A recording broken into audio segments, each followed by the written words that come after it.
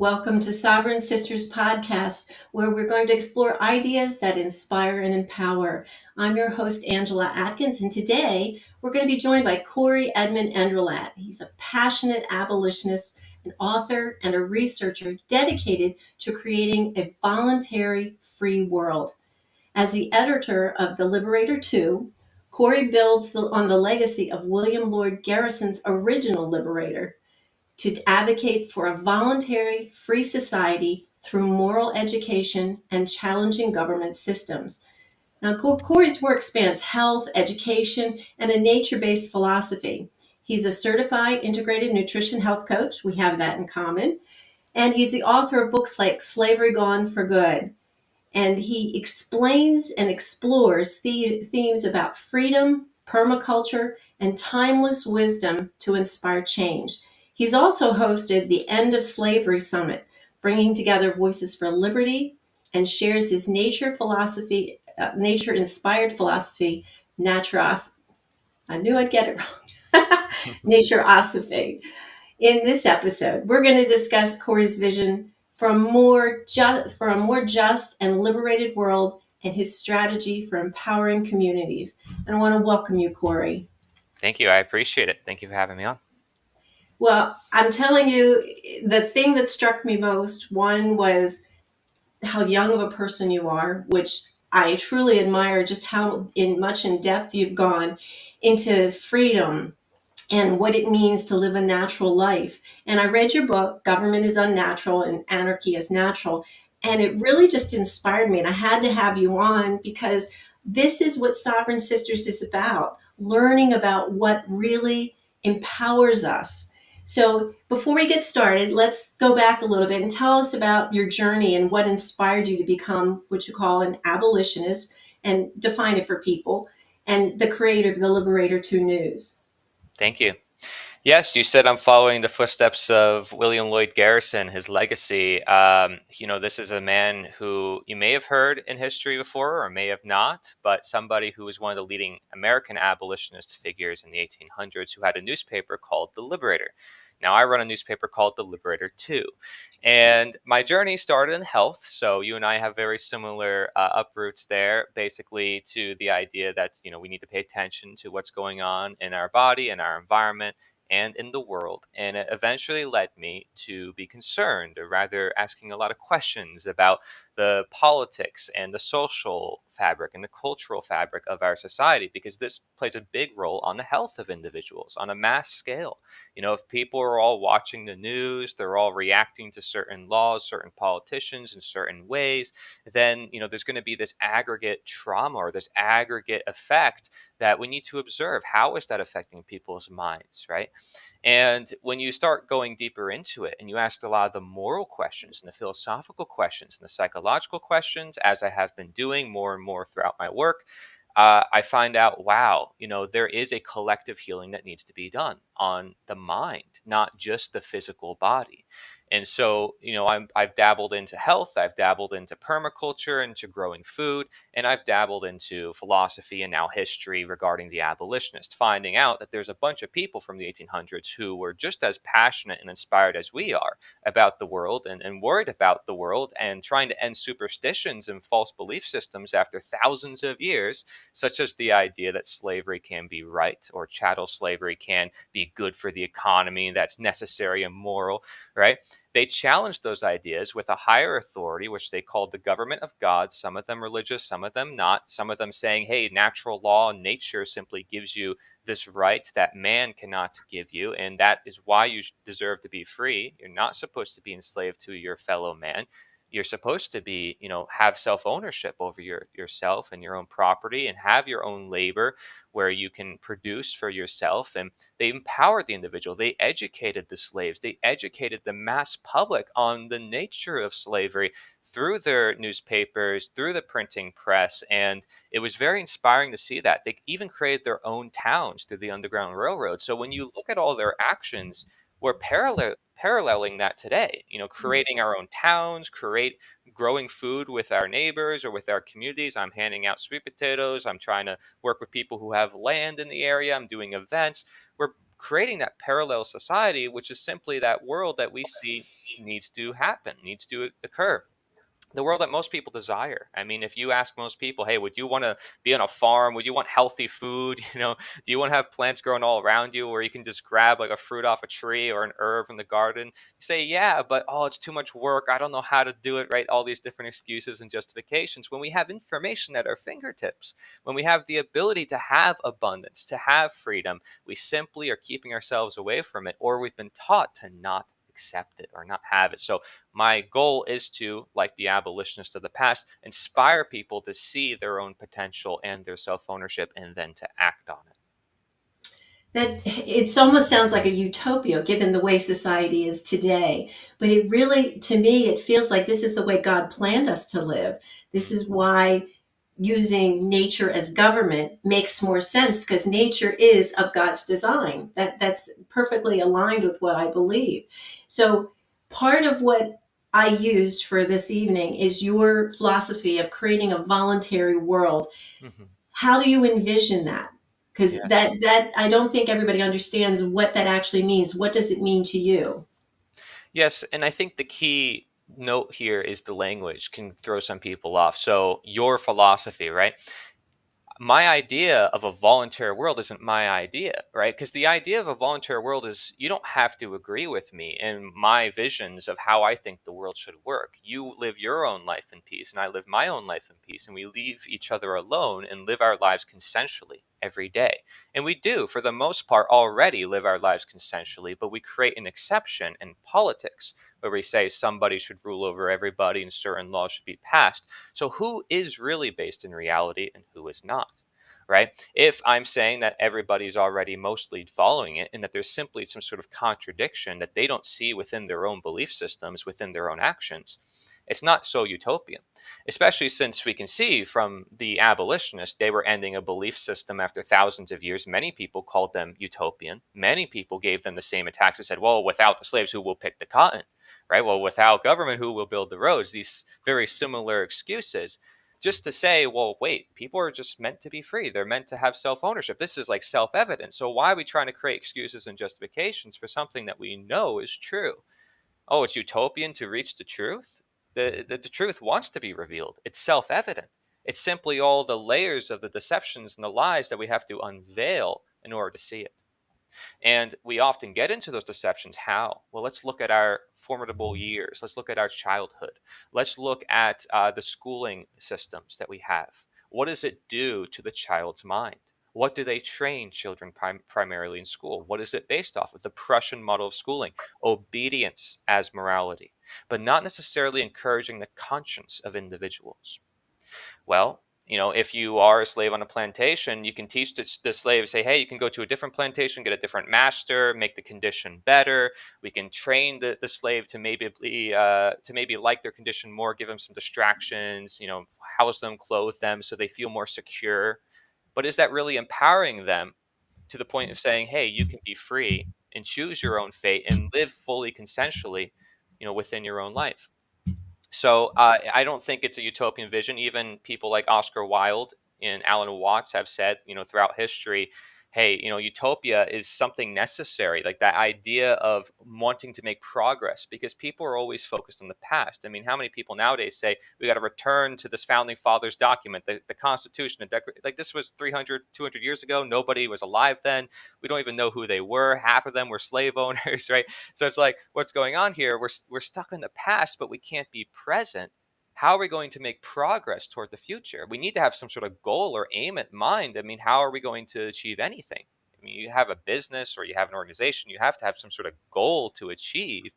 So, I mean, it's important that as a society, we have goals that we want to achieve. And for some, that's going to Mars or merging ourselves with robotics, but it doesn't have to be that. To me, that sounds utopian. But instead, I'm just saying we have to return to nature, simply be ourselves, be authentic.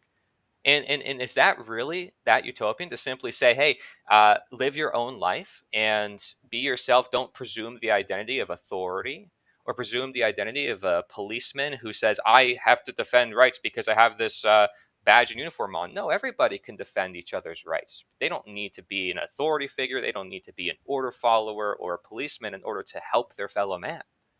right? So once we dispel that superstition of having a certain identity in place where now it takes away our own humanity, we start to see more of a real world, because we're living in a world where it can seem like there's a lot of fakery.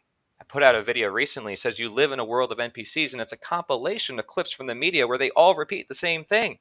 It's like a robotic army. And then you look at those pictures of like World War II and the armies, and they're all sit file in line, right? All in the same movements. They all look the same uniforms and everything. And the only person that looks different from them is that ruler that they put in that throne with the perfect feng shui behind them, with like the high chairs and the solid walls and the symbolism and all this stuff, the crown and the uniform and the big red carpet to make them look as like a loyal deity, right? With the sun behind them and all sorts of symbolism that is used to trick people psychologically into worship, essentially. And even Carl Jung talked about this. He called it state slavery. So I'm clearly not the only one who's talked about it. I mean, here you have somebody who's considered a leading psychologist talking about it. And yet, where are the psychologists today talking about it? Where are the historians talking about these abolitionists who created their own towns, who rebelled and even made their own towns away from the government, like Josiah Warren, who had a town, Modern Times, for 17 years that virtually had no crime? Utopian, but it worked. It's like, what's going on here? So once you start questioning just your own reality, if it's very different from the current reality, it's going to seem like utopia, and it's going to seem like it's impossible to achieve, because there's so many people who don't see it, who don't understand it. But the more people who come to understand it and see it, the more we say, it's possible. And then when you can see, like I have gone to Jim Gale's operation here in Florida, 50 acres of open land, where it's like you got all this grazing animals and cattle and like all this food forest and off-grid Airbnbs and 3D printed buildings, you're like, this sounds utopian. No, it's not. It's right here in reality. I can experience it. I'm living it. And he's not asking for permission to build buildings on his property. He's not getting permits, and he invites them to his property. He's right next to a sheriff's office. He's friends with them. He's serving the community. He's helping people. He's not harming anyone. It's incredible, right? We just have to be the example, show the change in action, and then a ripple effect can occur.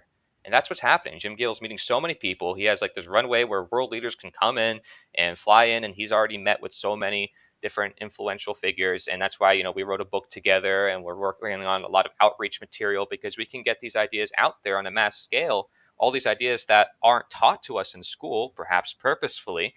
Then we can see an empowerment occur, a conscious shift, an awakening, not a revolution, but an awakening, right, of the moral conscience. So I'm putting your website on the screen so everybody can see it and follow you. You've said a lot of really great things, but the one thing that struck me is when you were talking about this, yes, we all should share in this. And I use the word utopia because it was more, it's not where we are, so it's something Yes. to long for. But one thing of having a world like that, doesn't it require a moral character of everyone to have, a good moral character in order to live this kind of life? Because that's, in my mind, some reasons why governments were made, in order to address those who didn't have good moral character and did things against the citizens that lived in the area. That right there is the justification used by governments to control people through the centuries. Because government is not order, it often, as we see throughout history, is the source of chaos. Now, you have to break it down to a lot of different details to understand what I mean by this, because obviously there's going to be the immediate reaction for most people is, yes, people are bad. We need to have some sort of law enforcement, and I agree. And there's definitely a lot of bad people out there, and there definitely needs to be some enforcement agencies. But it's how we go about in treating these problems that can sometimes be worse than the problems themselves, right? We see this in medicine, where we give certain drugs to treat certain problems, and then we end up having to create more drugs to treat the problems that the other drugs created, and then we end up keep creating more and more and more drugs. So we do the same thing with laws, where we're creating one law because of the problem of another law, and then we end up compounding these problems where we never know where we are at the end of the day. And then we have so many laws and so many things, nobody's even read it or written it. It's like, what do we do? right? It's like it starts to get really confusing, and that's how we end up with tyranny, because we have this state of mass confusion where people are scrambling for answers and they're trying to latch on to anything to change that system. But at a certain point, you might just have to say, what if we abolish it? What if we create a whole, revolution? In many cases, that happens in history where all the civilizations collapse, and then everybody says, well, what do we got to do? And they create a new form of government, right? So, what is the foundation of government? Is this belief in authority, the belief that somebody has the right to rule. When you understand this belief system, you start getting to the roots of what all these governments throughout history have been. It is creating a right that does not exist in nature, because where does that right come from? And it is not people voluntarily following somebody. It's somebody saying you have the right to do violence to others, but nobody else has that right. You have that right because you're an authority figure. And this can seem rather strange to some folks. I understand. I've read, Rousseau. I've looked at like these ideas of the social contract. Just by being in a society, just by being on this land, you consent, different ideas like that. But is that true consent? Just because you're here on this land that somebody arbitrarily claimed that you live on, is that real property either? Is that property where it's like, yeah, I own this because I worked on it? No, it's like you're born into this world. Oh my gosh, I have to sign a birth certificate. Oh my gosh, I'm a citizen. It's like you didn't really have a choice in the matter, did you? And, funny enough, the children of slaves become automatic slaves.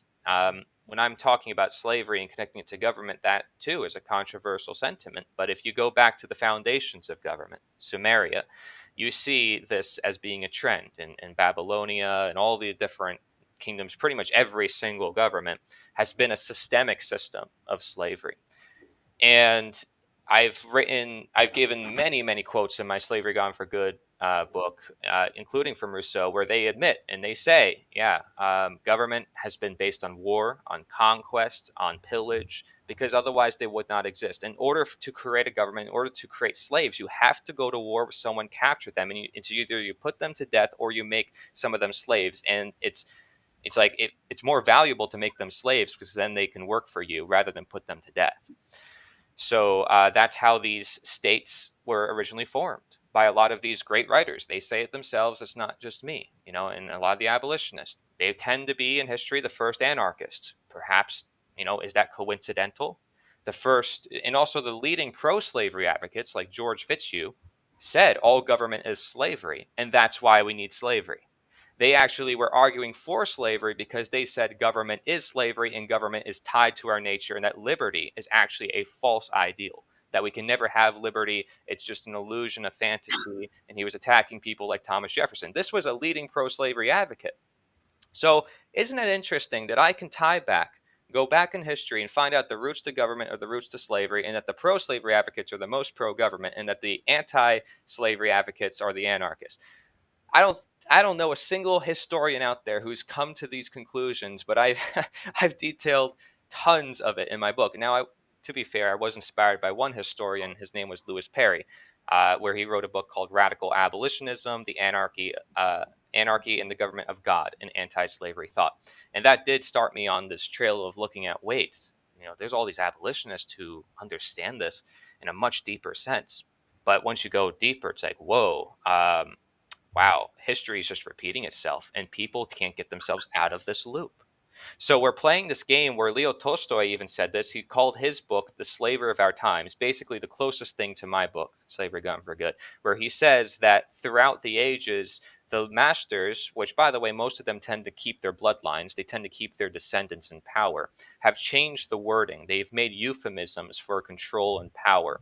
So for instance, we call ourselves citizens, but it's related to the word subject, and the word subject is related to the word subjugation or slave, and serf and serfdom and slavery. I mean, these are different words representing similar concepts that the further you go back, you're like, wait, they're just changing the language. I mean, kingdom, instead it's a monarchy, or it's a republic, or it's a democracy, and we have all these different forms of still the idea that somebody has the right to rule over you, that somebody is this authority figure that should be worshipped and obeyed, and that they are basically above your conscience. Now, if you say that your conscience is more important than the law, are you willing to break the law? right? And this is like one of the questions that I propose in my videos. I have like a 5 question thing. You can maybe pull it up if you'd like, that I share in a lot of my videos to get people thinking about this. Because when I sat down about it, I was like, what's going on here? I never questioned the morality of politics. And I think for most people, they don't do that. And they just assume it's human nature to have these coercive authoritarian systems. No, it's human nature for people to come together. It's human nature for us to work together and create all sorts of organizations and businesses. But it's not human nature to presume that some one person or few people has the right to rule and can do violence to everybody, that everybody else needs to be indoctrinated and to be slaves or needs to be citizens and write, sign a birth certificate and a whole bunch of legalese and rituals as part of it. That is something we're trained into, and through tradition we just come to accept, and because everybody else does it, right? It's so we break down that psychology in over a 24-hour seminar called Health Revealed.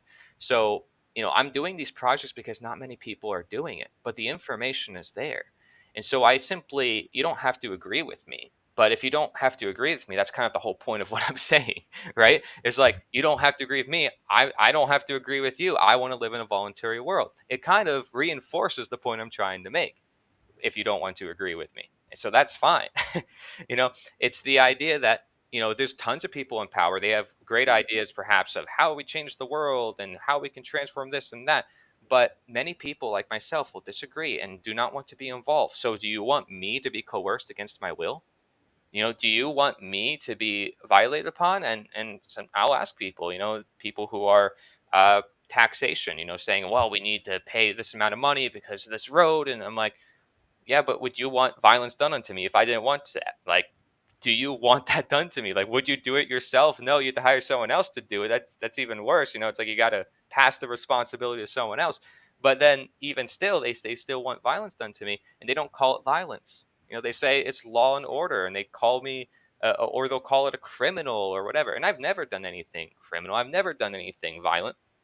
And I've been a very peaceful person all my life. I've been very obedient to the systems, and I've been very moral. That's why I came to this conclusion, because I found out my morality came into contradiction with the belief system, with statism, because I was taught two things at once growing up. It's like, be a good person, follow the golden rule, and be yourself, and then, follow a certain political party, wear a certain ideology, and obey authority figures, and, do what they say. So it's like, these two completely contradict one another. Which one am I supposed to do? You say, well, the authority figure is supposed to represent morality. Well, then morality makes them above. Morality is above then the authority figure. And so it's like, when you start breaking it down, it's like, wow, maybe I am having a moral contradiction in my own head, and this is where the problem lives, not elsewhere, not in the laws, not with the politicians, not with the systems. We are the ones who create the system, right? We say, we the people, for the people, by the people. So it's us. We have to change ourselves. That's a health revolution right there. That is a lot to digest, but Yes. what you have really done is really highlighted the dichotomy that we live in. I Yes. mean, be authentic over here, yet follow the rules over here. And they don't always jive, because the rules over here, like you said, are based on violence, because if you don't follow these rules, something bad's going to happen to you. I In mean, it opinion. could be loss of liberty, it could be even loss of life. So those two things are really kind of antithetical, that you can't wrap your head around how to be authentic. But I did want to jump back for a second. You use the word anarchy, and I want to make sure people understand, Sure. because I love the simple definition. Most people think of anarchy as chaos, and you just simply say it is without rulers. So Yes. you From Greek. define that a little bit, how anarchy is kind of morphed what it truly is. It is not a chaotic lifestyle or a system without any guidance. It really is guided by nature, Yeah. correct? Yeah, and again, I said the abolitionists were like some of the first anarchists throughout history that we can call, but some of them didn't even call themselves anarchists. Historians called them anarchists, and so I find that funny, because in line with principle, in action, they technically are anarchists, but not, even though they don't call themselves that. And again, I don't want to get wrapped on the ideology or the identity, right? Because that's part of the problem. But this idea is simply a philosophical concept of no rulers. Most people assume it's no rules. So if you break it down from Greek, anarchon means no rulers. So the same way you would say monarchy would be one ruler, right? So there's a kingdom or a queen, and there's the king, and you have to worship the king. So to say you're a sovereign means super regnum, which is above ruler.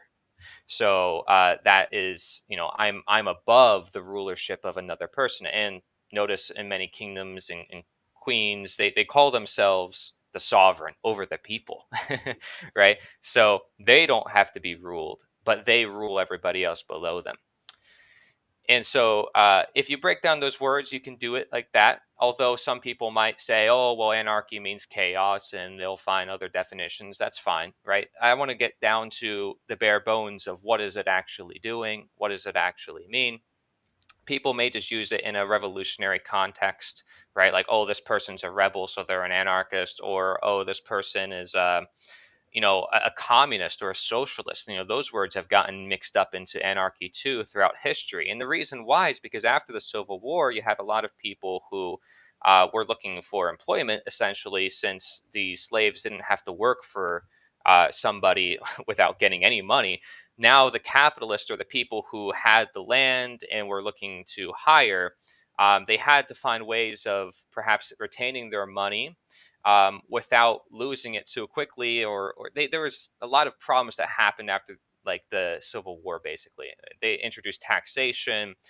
You saw the rise of communism and socialism because there were worries of the economy and so many other things, because people are like, oh my gosh, we don't have slavery, and the slaves are like, don't know what freedom is, and so it's kind of a shock.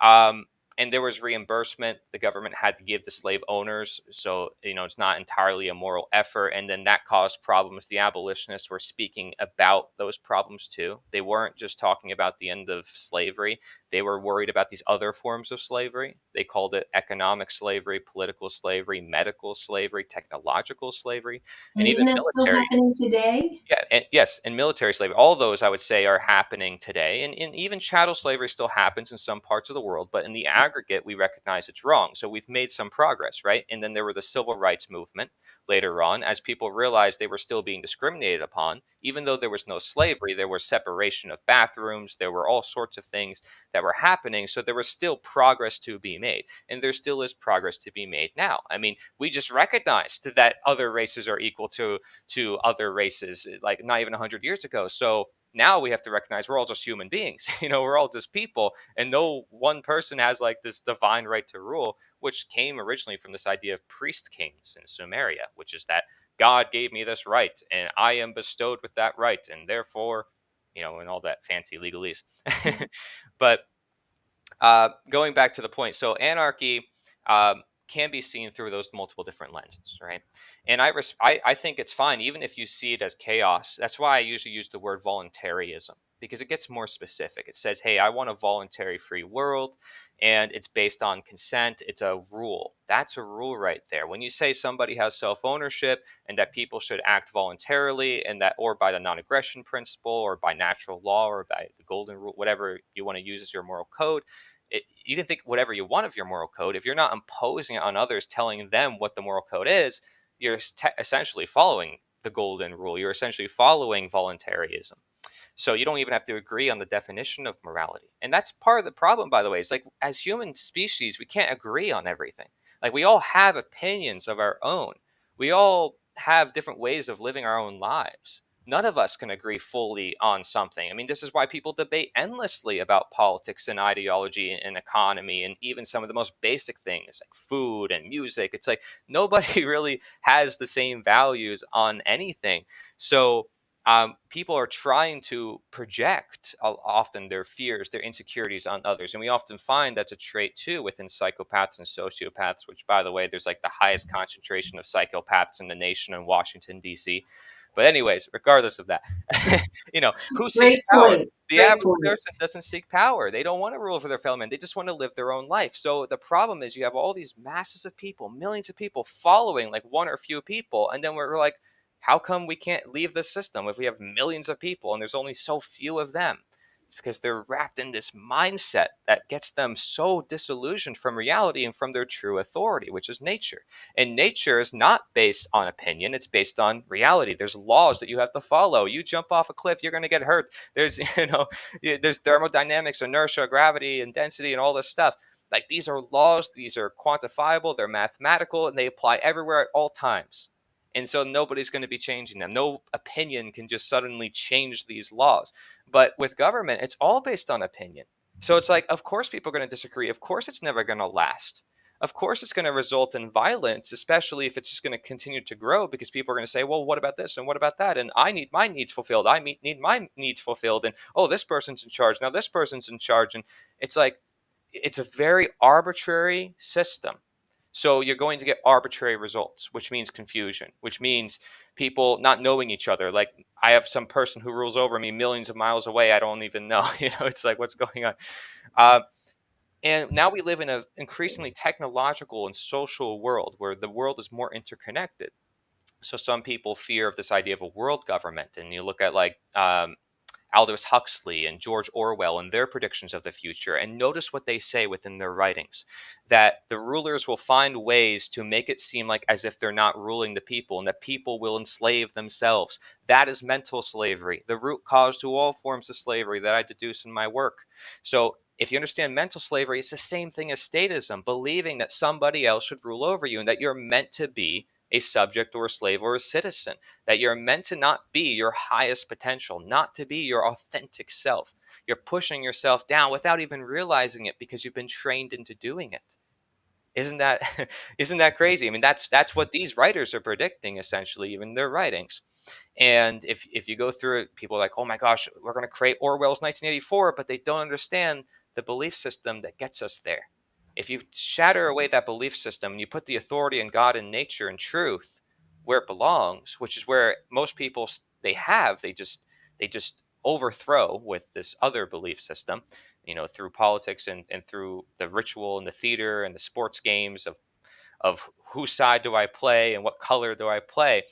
This really takes over people's conscience.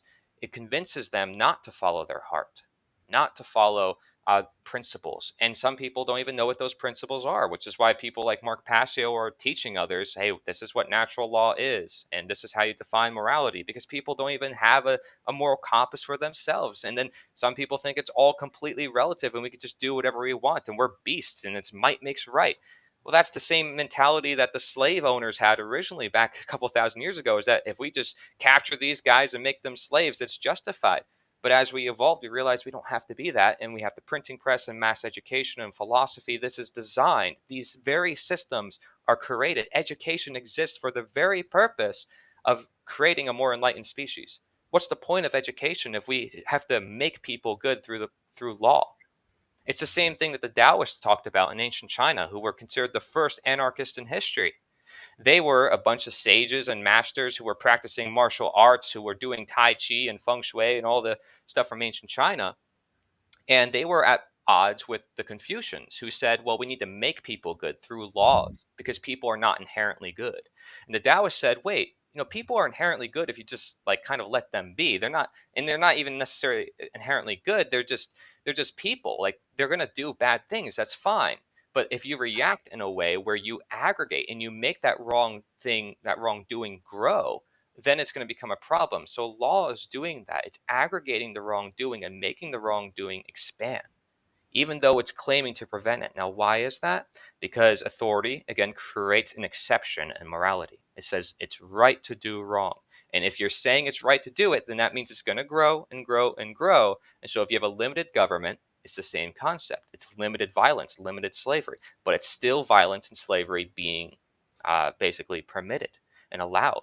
And so as long as it's permitted and allowed, it's going to grow and grow and grow, and it's never going to stop until another collapse happens. And if people still have that mindset of, oh, some violence is legitimate, it's going to come back again, right? And so religion has been very powerful as a tool for governments as well, because if religion can convince people that it's their moral duty to go to war to somebody else who believes different from them, then now it's again saying that it's right to do wrong.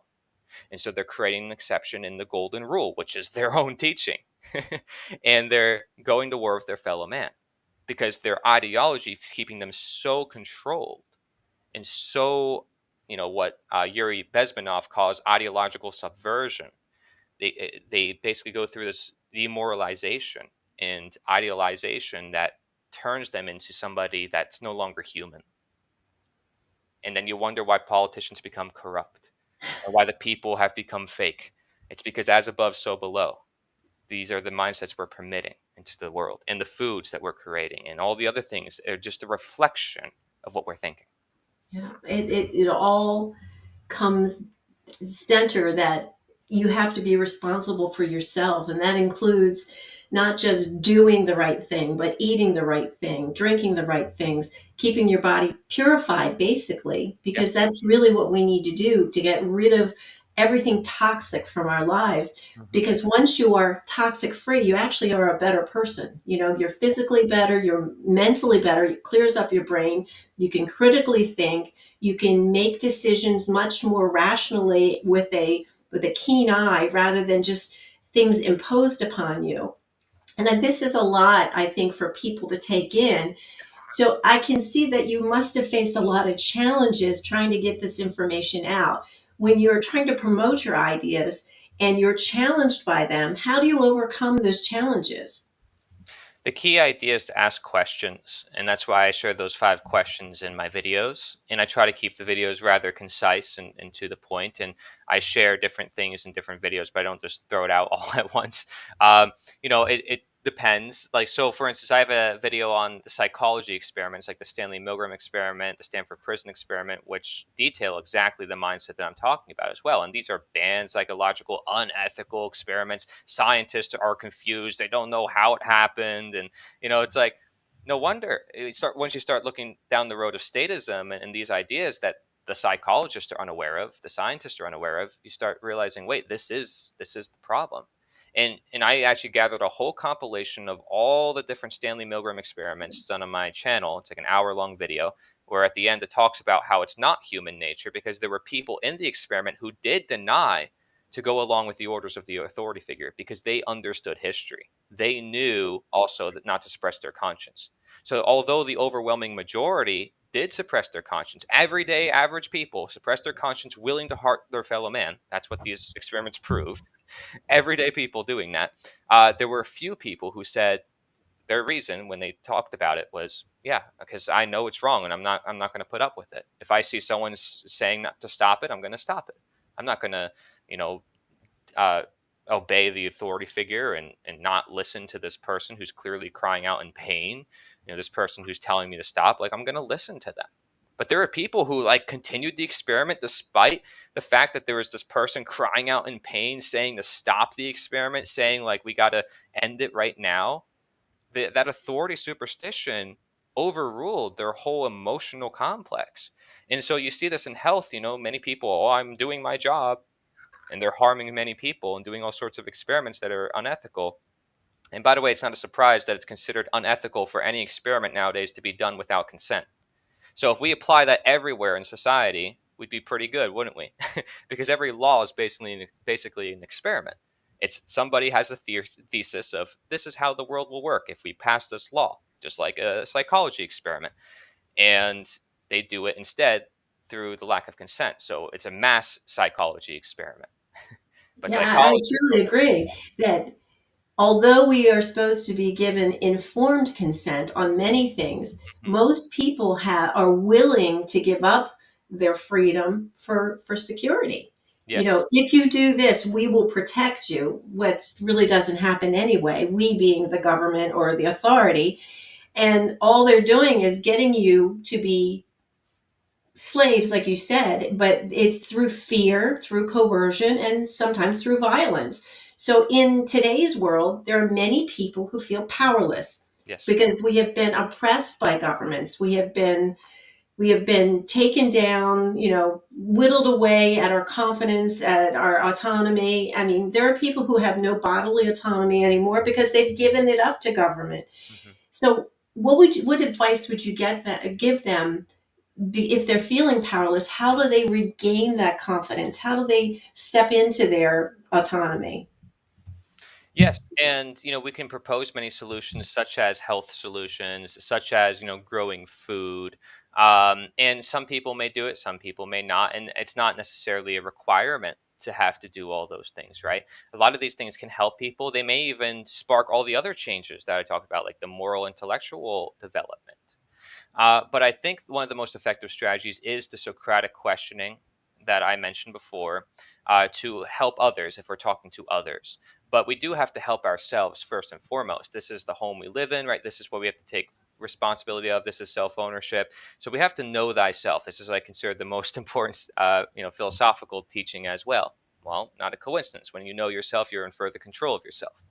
So, do we love ourselves? Can we truly come from that position of love to ourselves so we can give it to others? Because unless we have self-respect here, we're not going to give self-respect out there, right? So this is just something to bear in mind, because I said it's a reflection. A lot of people are projecting. A lot of people are looking for ideology, usually because they lack a mother figure or a father figure. There's a masculine or imbalance, feminine imbalance in their life. There's different things going on that's leading people to certain forms of these ideologies and different ways of thinking. So when you start to think like that, it's like evaluate your own life, do some self reflection, do some journaling, and ask yourself the questions and your own questions and start getting really curious. And are you willing to, for a moment, drop your ideologies? Just for a moment, drop everything that you've been trained and thought about yourself or about the world, just for a moment, and see what happens and see what appears for you. This is what the Taoists call the uncarved block, returning to our most natural state, which is like that innocent child who's just growing up in the world, not being programmed or conditioned to think in any particular way. If you say truth or nature or God is your true source of authority, then sit with it directly. Be able to decompress and decondition from everything else that has been brought to you. And if you can do that and you can see your authority as nature, God, or truth, or whatever else you want to describe it as, that right there is going to be infinitely more powerful than any other authority. And that's going to lead you, I would say, to all the other solutions and answers. I don't have to name them, right? Because there's certainly things I'm going to miss out on if I start naming them. And there's certainly things that are going to shift through the ages that are going to be beyond my time, that we're still trying to understand from nature. Like, I'm just one stepping stone on the evolution of humanity, but I'm certainly not the end of it. And nor am I at the beginning of it. I'm just part of the continuum. So, we're all part of that continuum. We're all part of the different puzzle. We all have something to share. We all have something unique in this life. And we have to tap into that. That's our potential, that's our value. And part of self ownership is recognizing your own value, recognizing your uniqueness for your own being. That becomes devalued when you're said to be just an order follower like everybody else. Just be this person who's conforming along with everyone else. You're not yourself. So the more you tap into this concept of like, I am the self, that without the identity, without all these different ideologies, you naturally become an anarchist. It's not even a question. And it's without having to even use the term, like Osho talked about, like in the 1900s, talked about, look up his spiritual wisdom and his teachings. He talked about how Zen and a lot of the Buddhist practices are basically anarchic in nature, because they don't even talk about politics. They keep it out because it's not really, it kind of is a distraction. He says it's based in ego, it's based in projection. And when you see that, and then you parallel that with Carl Jung and Abraham Maslow, who talked about the hierarchy of needs, even Herbert Spencer, who coined the term survival of the fittest, for all the people saying, oh, it's going to be the law of the jungle. I mean, he was an anarchist too. So why would the guy coining the term survival of the fittest also be an anarchist, unless he just straight up wants chaos for the world? But he doesn't. He was a polymath. He excelled in so many different fields, and people respected him for his wisdom in the 1800s. He did so many amazing things. This guy was a biologist and looking at so many crazy subjects that would just blow your mind away. And so he studied in anthropology. You have some of the leaders right now. One of the top linguists in the country, Noam Chomsky, he's an anarchist. You got uh, like I said, Jung, Carl Jung, he's like one of the top psychologists. Tolkien, one of the top fantasy writers, he was an anarchist. People don't know this stuff, but some of the most intelligent folks tend to be very independent thinking. And whether they called themselves an anarchist or not didn't really matter, because if they thought for themselves, they technically were. You see what I mean? It's like you start looking at their political worldviews and they don't have one because they're just thinking for themselves. That's an anarchist. Most people do not vote. Over 50% of people in America don't vote every election, even that, despite all the vote, vote, vote constantly all over the media, all over our signs, which are polluting all our grasses and our lawns and everything. It's like, gosh, how much they throw it in our faces to vote, and still people don't vote because they just want to live their lives. So you have that half of the population not consenting, and then another half of the people who do vote who don't get what they want. And so it's like you barely get the world that people actually desire in this world. And then those people who get that person in office are just in blind faith that that person will do what they want. And they have to go through a bunch of other loops and a bunch of other things as well. So definitely need a decentralization, and it's not going to happen within the political realm. It's going to happen through people through their actions, creating that change directly. That's what gets people inspired and motivated. That's what creates an actual, like, systematic revolution in history. And some of the most impactful have been nonviolent resistances. So this is another strategy people can use, right? Look at the efforts of Martin Luther King Jr. and Mahatma Gandhi. Look at the Quakers and look at the abolitionists. They all had this trend of keep things as peaceful as possible and simply educate people, and then do it on a mass scale, even if that means walking through a street or walking from one end of the country to the other. Just by being there, just by being present, showing that you're with others, that can do a great deal of wonders. But do so completely peacefully. Make that clear. That is so true. Most people think in order to have change, it's got to be dramatic and it's got to be in your face, when it really starts with being centered in your heart. One thing that occurred to me while you were talking is, in order to take these steps, I think it really needs to begin with parents who are raising children to be themselves, not to follow some structure. And yeah, maybe homeschooling is the way to go, because most of our educational systems are government run, or they're run by organizations that have a philosophy that doesn't really jive with voluntarism or autonomy.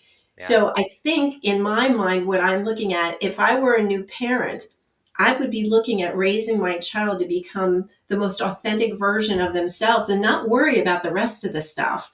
I Yeah. mean, you learn life by living it, not by somebody telling you how to live it. So Right. if you don't step up as a parent and start saying, this is your life and you're going to lead it the way that's right for you, they become part of the system.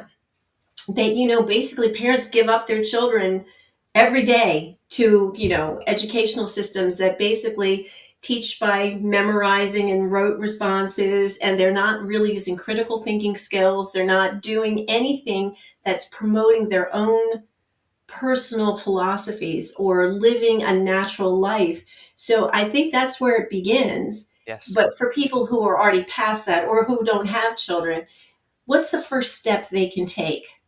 How do they go on the road to living a truly voluntary life? Yes, and I'm sorry if I didn't answer that. I think as directly before, though I was speaking more in the aggregate of what people Right. do when they come I'm together. just trying to give people Yeah. something actionable that they can take away. Like as with health coaching, you Mhm. give somebody an actionable thing Right. they can do, and they take it away and they feel like, I'm empowered to do this. That's just kind of what I'm looking for in this realm. Yes, well, I definitely, for starter steps, I mentioned journaling, and I think that's more of an individual pursuit, right? You have to self-reflect, but you might have somebody else help you, because they can sometimes see things that you don't see within yourself. In case you do feel like there's some trauma or some shadow work to do, some people will call it. You can look up shadow work. If you had a really bad experience in your past, I definitely would recommend looking into shadow work and facing your traumas. And that's something that, you can talk about for quite some time as well, as a whole separate subject. But grow like one plant, one perennial local native plant in your area. That would be easy to grow, like no effort. And then just show by example, because immediately, if you start growing food in your environment and showing your neighbors, you're going to attract them to you. And I think that's part of the goal. Is you don't necessarily want to go on the rooftops and say, "Oh, I know all this information, and you got to wake up," and blah blah blah. I wouldn't do that, right? And I've seen from Jim Gale's operation, people are just attracted to him and what he's doing because of what he has set up. And he's videotaping it. He's making it a whole bunch of things, which are incredible. He even has Airbnbs for people to stay. So you can create, that little type of paradise in your own home that not only helps your own mood or your own health, but helps you share the word. So I definitely would recommend, starting with one plant, starting, if you're new to diet, starting with a new food in your diet, introducing more and more healthy foods as time goes on. Don't try to like change everything at once and throw everything in the garbage and get a do not do this, do not do that, do not do this. Like, don't just create a do not list, but to start adding in good foods, right? And integrating in those functions. You're into integrative nutrition, so you know that function of basically adding in the crowd out the bad. Well, if we do that in this context, let's just go along what we're passionate about. You may not be passionate about psychology or history, but you may be passionate about permaculture, or maybe it's some other thing, right? Whatever you're passionate about, I encourage you to follow it, because whatever it is, it's going to help you achieve autonomy. If this is something that you individually seek out and feel like is important, and something that you've never maybe looked into before, that you felt like, I kind of want to look into that. Like, for the first time, I'm learning another language. I'm learning Chinese, right? And now I'm trying to get into like quilting and stitching, all sorts of things, because I want to learn these different arts, because these are arts that have existed for a lot of ages. And maybe one of them I really like and may do something more with in the future. I don't know. But also, I can show other people and I can give them gifts. And I'm thinking about that, because when you give to others, you give to yourself, right? You want to be selfish in the pursuit of truth, as Jim Gale says. Jim Gale makes that one of his core messages, because if you're selfish in that regards, like being greedy to want to do good, greed is not necessarily a bad thing, right? Because by helping others, you should also help yourself. You wouldn't necessarily sacrifice everything you have for somebody else. That's not really helpful or healthy to do. But at the same time, you want to you give to other people to also give to yourself, and that's, I think, a really important relationship. So you can apply that to all these other things in other fields as well. I hope that was more actionable for what people can do. And then when it comes to like books, of course, I could recommend The Most Dangerous Superstition by Larkin Rose is perhaps the best read on the subject of statism that I've seen. If you want videos, my psychology video is really good, but I have videos on all sorts of different topics and documentaries of different kinds. And people come from this in many different backgrounds. Some folks are spiritual, some folks are not, right? Some folks are into health, some folks are not, and that's fine. The whole idea, again, is think what you want, just don't impose it on others. You're not the authority of this life. Nature, God, truth is, right? So, Absolutely. You have such great words of wisdom that they resonate with me 100%. And we got into talking about health, and I want to give you an opportunity to talk about your latest initiative. And maybe you can even come back and talk about it when you've got it underway, because it really does, again, resonate with me. Tell us about your new work. yeah. And by the way, as another action step, I have a network for people on the Liberator.us, where people can network with others in their area. I show you how you can create your own events and use different social media platforms. So there's a lot you can do if you want to bring your efforts further. But the personal work is always very important, first and foremost. And you don't necessarily have to know everything in the world and feel like, oh, I don't know enough. I don't know. Like, that's fine. Like, there isn't really a requirement for you to simply be you. There isn't a requirement for you to understand freedom or have a relationship with God or nature or truth, because it's ever present. It's all around you. You simply have to be present with it, right? And that is, presence with the presence. You can say you're connecting with spirit or source that way if you're a spiritual individual. I would consider it as such, but if you don't come from that background too, that's fine. I have many friends with different backgrounds, and we all agree that we should just let people live their own lives. Live and let live is another way to say it. But uh, sorry, go back to your question. What did you mention specifically you want me to go Your, into? your latest Yeah. project that you're Okay. working on. So Health Revealed, right, is something that has been the latest project, healthrevealed.org, and people can check it out. That goes deep into the psychology of this belief system, where we break it down from like grassroots level, like very beginning, introductions, disclaimers, bringing all the way up. What is health? What does it mean? What can practitioners do? What do they currently feel? They get burnout. So it's not just for medical practitioners, it's for their patients, but it's also for the general public. So it's a call for people like Jordan Peterson and all the psychologists out there to look at this belief system. It's a call for all those people in these academia worlds to look at what we're talking about and to take it seriously, because we're not just some like political theorists who are coming up with their own ideas of how the world should work. We're claiming that this is a reality that we have to learn to embrace and face, and that's a hardship, and that's a shadow work, and that's something that it's a collective trauma that we've been overcoming for thousands of years as a human species. So that's a pretty big claim. And me claiming government is slavery ever since its foundations, I'm willing to uphold this against academia, or at least to show the words of the philosophers of the past who have said it, not just myself. Um, so that would be my challenge for anybody out there who's in academia. But I plan on getting involved with the colleges as well, and maybe I'll meet some academia there as well who are intrigued. But the younger generation is the future, so it's very important that they find inspiration within themselves and see their own value and meaning and purpose. There is a book by Victor. I forget his last name, but it's called The Search for Meaning.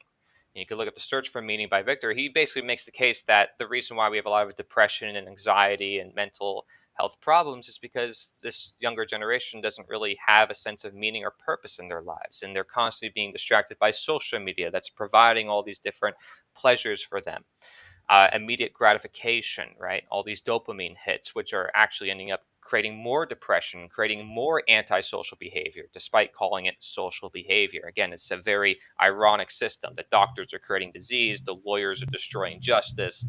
It's you go down the line, and everything's the opposite of what it is. I would argue it's because we're not living a natural life, because all those fields can be done naturally, but in a very different way, of course, than what they're currently doing.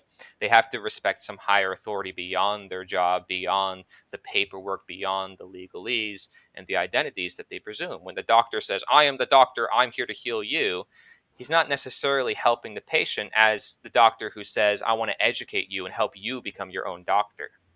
Right? So the best leaders in history are those who say, hey, I want you to be your own leader. But then by doing so, they deduce their own status and they don't become a leader anymore.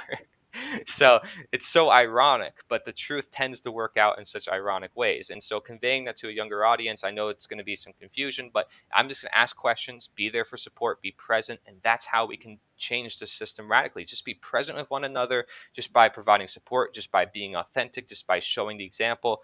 I think everything can shift. And then using the nonviolent resistance tactics that have been used throughout history on a mass scale would be important. So, like, if one town stopped paying taxes, this whole system would be over. Like, really, and then you could create a domino effect, and you can document that using, video and just showing. Because if some policemen were to come to that town, they would be exposing themselves. The violence exposes itself against the peaceful people who are standing their ground. I thought this country was we the people, for the people, by the people. So why are our representatives and our servants fighting us on something that we just want to do for ourselves peacefully, not harming anybody? So that would be an example on a mass scale, and any influencer can do that, by the way, within a week if they've really had the courageous bravery to do it. So they're constantly complaining about tyranny and all these problems in the world, but they don't know how to confront it. They have the ability to change things within a week if they truly wanted to. They can say, hey, we're going to do this event, we're going to get together in the public, we're going to grow some trees, we're going to grow some food, whatever it is. Any of that could be very actionable for their audience and create a way bigger impact than me, right? But I'm doing these local events in my area, and I'm trying to build up grassroots myself to show the example, and then hopefully maybe some of them can start to catch on, right? Because I can't point the finger all day and say you got to be doing this, not necessarily. But there's people who have millions of subscribers out there who have so many followers, and my challenge to them, if you're listening, is, hey, what are you doing? Where's your action steps? I look at your comment sections, and people are like, what do we do? I want to know, what's the action steps? I see it everywhere. And they're always complaining about the problems, talking endlessly about the problems, but they never introduce, like, how do we come together and actually solve it? That's a big problem. That's why we created that natural intelligence book where we detail it from every audience perspective. So we have documents for churches, prisons, and schools and different audiences. Because if you are one of these institutions or you're involved with these are the institutions that can change the world. The abolitionists used the churches, right, because they were very religious individuals, and that gave them a great benefit to their cause. But nowadays, we can similarly use these different institutions to say, hey, what if all the churches grew food around their premises? Like, there would be no disease, no hunger, and we would basically solve a lot of our problems. The economy would become much more decentralized just immediately, just from everybody replacing their lawns, which are just sitting there doing nothing, providing no assets, poisoning, everything runs off into the water. Instead of that, we can grow food, which it literally says in the Bible that, have food around your church, and we would see a radical shift, right? So that's just one example. The prisons, the recidivism rate goes down like 60, 80% just by introducing a garden and letting the inmates work on a garden. And they've had personal experiences where they're like, wow, I'm now interacting with nature. Like, I feel different. I feel alive. Right? Instead of being in that cell where it's like really cold, and it's like, are we really treating like humans like animals? Are we going to do that, or are we going to treat them as if they are supposed to be something higher and more? So if we want them to be better, we have to treat them as such, and we have to rethink the way we're doing things. So I'm involved with that as well. There's Second Chance University, the biggest prison university in the world, that I'm involved with the Earth Council that Jim Gale is on, to try to get more people into permaculture, into growing food, and getting the education access to those inmates, into those prisoners. And so all this is happening. It's all happening in different ways. And I encourage anybody out there to reach out, and share their efforts. And if they want any help with content creation, that's another thing they can do. But I've been helping out a lot of people with content creation. So it's the events, it's the content creation, it's the colleges, it's the online work. We got to integrate it all together. There's a lot on me, but there's a lot that other people can do too. Just as one individual, if I can do all this, then what if we all, come together and share our piece of the puzzle? That is the answer right there. That is the answer. And we have reached our time, but I do want to say, I personally am going to go to Health Revealed and see how I can Yeah. participate. That is definitely something on my list. But tell everybody how they can connect with you and support your work. The Liberator.us is a main website I run as a newspaper and a newsletter, and I'm partnering with a local business as well to also provide a local newspaper and database for any area, so you can fill in your information, like if you're a doctor, or provide certain services in certain areas. Trying to build a database worldwide now so people can network with each other. There's other websites like freedomcells.org and other places that I link on there as well, but there's a lot of resources. There's a learn page, action page, share page. So it's all there, quiz page, testimonies, so you can hear people's personal experiences. Like, I've interviewed cops with 30, 40 years in law enforcement who get out of statism and that belief system. That's really impactful. These are people who had firsthand experience. Tends to be those people who really start to wake up and say, wow, this is completely a lie. So again, it's the irony of the universe. It brings the people who are the most in it to this information. Oftentimes, I'm very fortunate. I didn't have too much shadow work or any bad problems in my life that led me to this information, but a lot of people have. A lot of people have had a lot of bad experiences. People who were drug addicts, or people who went through these different systems and they just got screwed over and made even worse.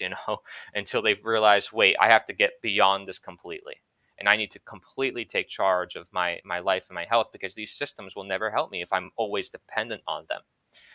So, Jim Gale even made a video recently, like, if you want to be a real man, follow Trump and worship him as a deity, as like a satirical piece. But what he's trying to say is, like, if you want to be a real man, don't, follow your own heart, try to be like your own self, at least think for yourself. And it's not really much of a requirement. Is it really that difficult to do? I mean, it could seem like it is in today's world. Like Carl Jung said, it's the hardest thing in the world just to be present, just to be yourself. Mm. And that's simply because of all the programming and conditioning. But I thank everybody out there for listening and watching. And if you want, check out the liberator.us or nita.one for all the documents on the permaculture side of things, and then healthrevealed.org for the health psychology side of things.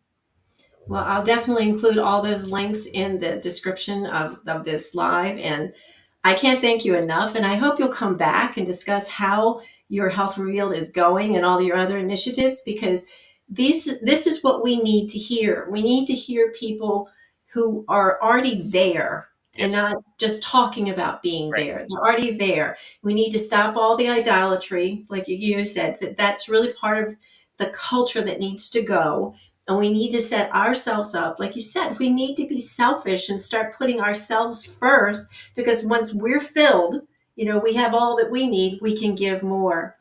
And so this has been fabulous. The hour has gone by so fast. You are a wealth of knowledge, and I thank you so much for your time, your experience, and your expertise. And I look forward to hopefully working with you. Thank you very much. As with you, please I contribute. Absolutely. Thank you would very love much. to. So thank you, everybody, for tuning in. We'll put all of the links in the show notes so you'll be able to connect with Cory and hopefully join any of his projects, or all of them as you feel fit. So until next time, God bless.